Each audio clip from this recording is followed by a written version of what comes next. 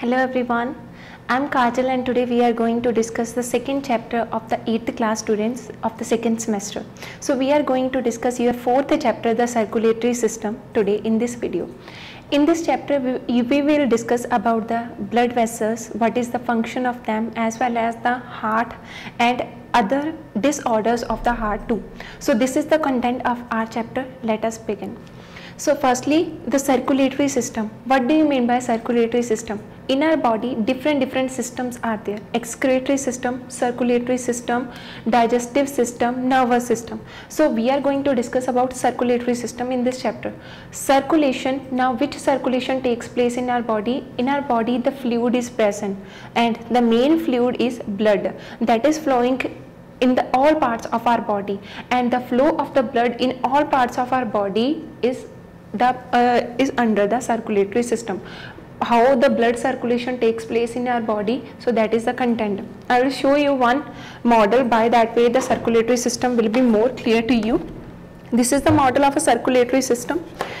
In our body the arteries, veins and the capillaries are present. Different arteries, veins and capillaries are present that are responsible to take this blood from one part to another part. In our body not only blood is flowing but also tissue fluid and lymph is present. That are also a kind of fluids that are present in our body, that are also flowing in our body along with the blood. I want to correct one thing, that the tissue fluid, I told you about the three fluids. Wait, I will show. Three fluids are present: blood, next is tissue fluid, and the third one is lymph, fluid and lymph. Now blood is present in our body as well as tissue fluid and lymph is present. Blood and lymph are flowing in our body continuously from one part to another part. Blood is red in color, you normally know that about it. But what do you mean by lymph? Lymph is a watery straw colored fluid that is present in the capillaries, or it is coming out from the capillaries and flowing in our body parts. Next thing is tissue fluid. Tissue fluid is present around the tissues of our body. It is protecting our tissues as well as it is acting as a lubricant for our tissues. It is giving protection to it from the mechanical shock, and it is steady one. This is not flowing from one place to another one. It is only accumulated around the tissues. So only two fluids are flowing in our body, blood and lymph. Blood is flowing through the arteries, veins and the capillaries. Three main things are present by which the blood is flowing in our body: arteries, veins and the capillaries. And if we talk about the lymph, for the flowing of a lymph nodes are present, lymph vessels are present that are responsible for the production of the lymph as well as for the circulation of the lymph. So I was showing you the circulatory system. The one model is here of the circulatory system. Here you are able to see that they have given you few veins with the blue color and few with the red color. Red color are the arteries and blue colored are the veins. Red color, why we are giving the red color to the arteries? Because arteries are responsible to flow the oxygenated blood. It is responsible for transportation of oxygenated blood in our whole body. See that are present in each and every part of our body, from the head to our toe or our feet. So the arteries are responsible for the oxygenated blood, flow of oxygenated blood, and veins are responsible to transport the deoxygenated blood in our body. Oxygenated blood, how it is converted into deoxygenated blood? Firstly, when the arteries are taking the oxygenated blood from one part to another, from the heart mainly to the other parts of the body, organs are using that oxygen for their work, and they are giving the carbon dioxide back to it, and by that way the veins are carrying that carbon dioxide and sending back to the heart for the purification. And here the fine tubes are present that are known as the capillaries that are responsible for this circulation. So hope you understood about the circulatory system. So this is the circulatory system. Circulatory system is mainly involved with the circulation of fluid in our body. So we are going to discuss about the blood vascular system. Blood vascular system. Now in our body, as I told you that the blood is flowing in our body, and how it is flowing and what are the functions of this blood, how it is going from one part to another. If we talk about the blood,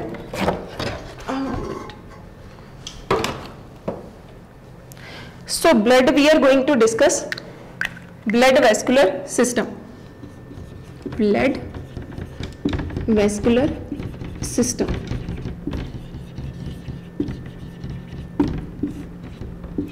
It consists of three main parts. First is blood, second one blood vessels, and the third thing is heart.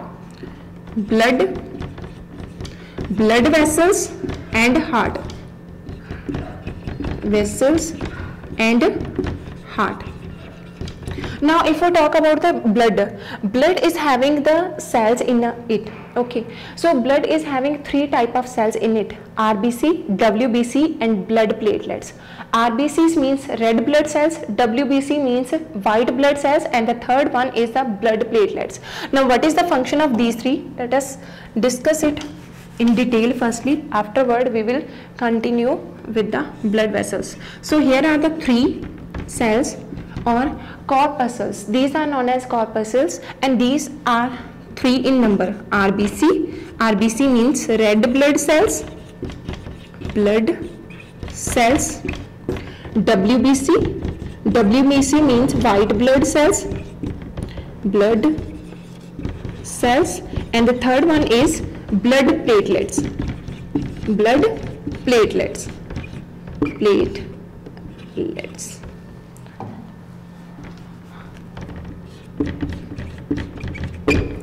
If we talk about the RBC is red in color. Why these cells are red in color? Due to the presence of hemoglobin pigment. Hemoglobin is present in the RBCs, and that is a pigment that is giving the color to these cells, and as well as in the hemoglobin that is rich in iron.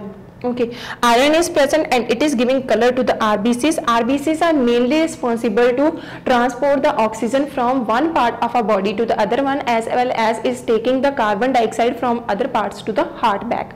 So RBC is red in color due to the presence of hemoglobin pigment, as well as is responsible for the transportation of the blood and the other minerals from one part to transportation of the oxygen and carbon dioxide, means it is responsible for the exchange of gases, as well as it is responsible to send minerals from one part to another part of the body, and is responsible to send digested food from one part to another part too. So these are the three main functions that RBC is performing. It is also performing many other functions too. So these are the few functions of the RBC. Next one we are going to discuss about the WBC. WBC is the white blood cells. White blood cells, these white blood cells are responsible for the for engulfing the bacteria.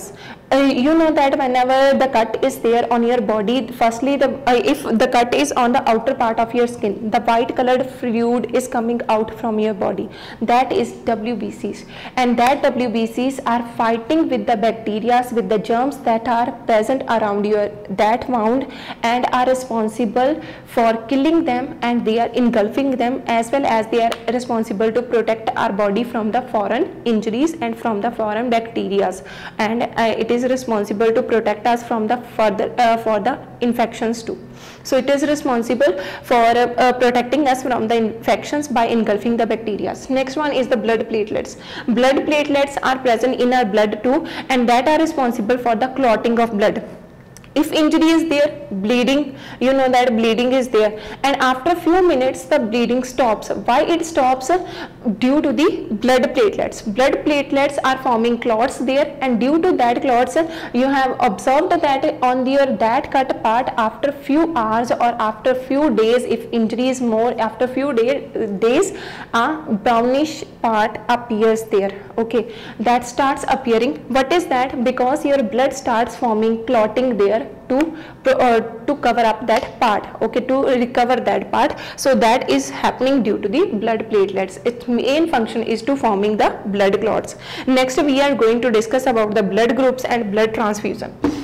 Now what do you mean by blood groups and blood transfusion? If we talk about our body in a humans, four type of blood groups are present.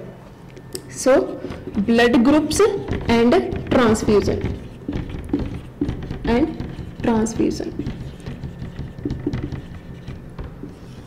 Blood groups. Mainly in the human beings there are 4 type of blood groups. And we'll make one table, and from that it is more good clear to you. Blood groups, there are 4 type of blood groups: A, B, AB and O. Okay, and antigens are present in these blood groups. Antigen present. I will tell you about these antigens too, what are these and what are their functions. Antigen, antibodies, antibody, they are also producing antibodies in our body.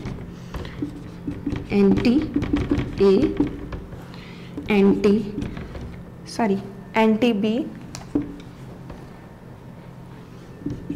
anti-A, here nil because they are having both antigens, and here anti-A and anti-B plus anti-B, anti-B. Here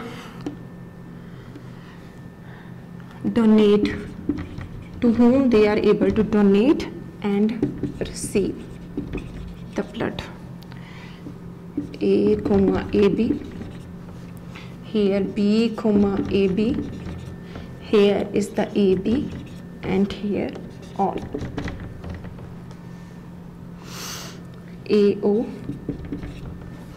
BO, all, and O. So what is the function of these blood groups and how these antigens are present? We are going to discuss about it now. What are these antigens? What are these antibodies? What is the donation and what is the receivers? What are these? Listen now. So there are 4 type of blood groups in a human beings: A, B, AB and O. These are the 4 type of blood groups. In each and every, not each and every blood group, in the blood groups there are 2 type of antigens are present: A and antigen B, a kind of protein that is present on the RBCs of a human blood. So antigen is a kind of a protein that is present on the RBCs of a human blood. Here if we talk about the blood groups, there are 2 type of antigens are present: A and antigen B. Let us discuss, and in these are responsible to make some kind of antibodies in our body too for fighting against the diseases. 4 type of blood groups are present, and if we talk about these type of blood groups, in blood group A, antigen A is present. The protein that is present in blood group A, that is A. In B blood group, antigen B is present. If we talk about AB, A and B, both type of antigens are present, and in O blood group there is no antigen is present in O. Next one, antibodies. Antibodies are different and opposite to the antigens. In in blood group A, anti-B antibody is present. In B, anti-A is present. In AB, no antibody is present because they are having antigen, both antigens, so they are not forming any kind of antibody in that.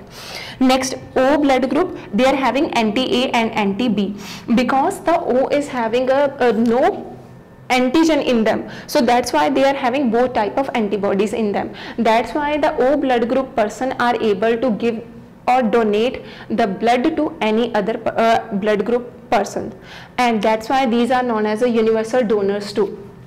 Donate, to whom they are able to donate the blood. If we talk about blood group A, they are able to donate or give the blood to blood group A and blood group AB.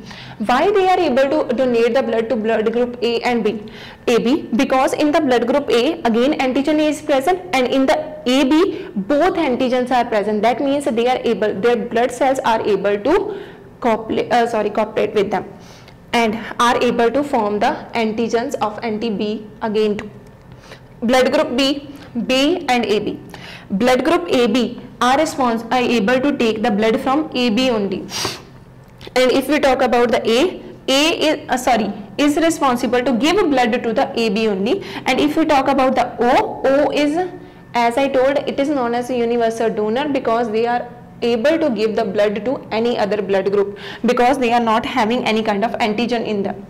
Next, receive, to whom from whom they are able to receive. Blood group A persons are able to receive the blood from A and blood group O. Blood group B persons are able to take the blood from B and O.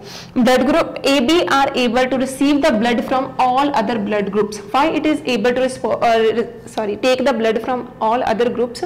Because they are having both type of antigens in them, and in the blood group A, antigen A is present, and in the B, antigen B is present. But if we talk about the O is not having any kind of antigen. So these are able to take any blood from any other blood group. So that's why these are known as universal recipients, because they are taking blood from any other blood group.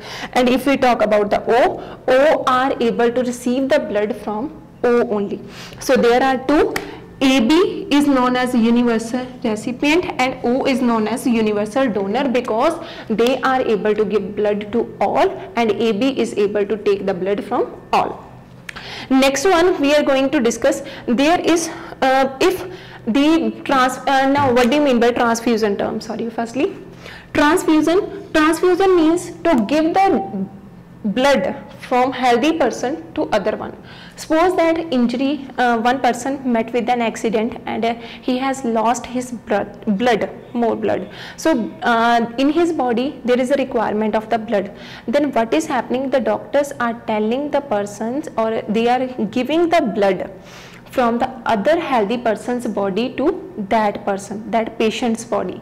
That is known as blood transfusion, means transferring of blood from one healthy person to the patient's body is known as the blood transfusion. And before transfusion, they are also checking that which kind of blood group that person is having, that sick person is having, and which kind of blood group that that donor is having. And after checking the blood group only, they are transfusing the blood to the patient's body. If they are not checking it properly, then sometimes the RBCs are totally copulate with them, and due to that copulation, because the antigens are different in the other blood groups, so there is the chances of a death of a person. That disorder is known as lethal. Lethal is a kind of disorder in which there is the chances of the death of the person too, because the arteries of that person totally blocked due to wrong transfusion of the blood. So this was whole our topic. We have discussed about the blood circulatory system as well as the blood groups and blood transfusion. Hope you understood. Thank you very much.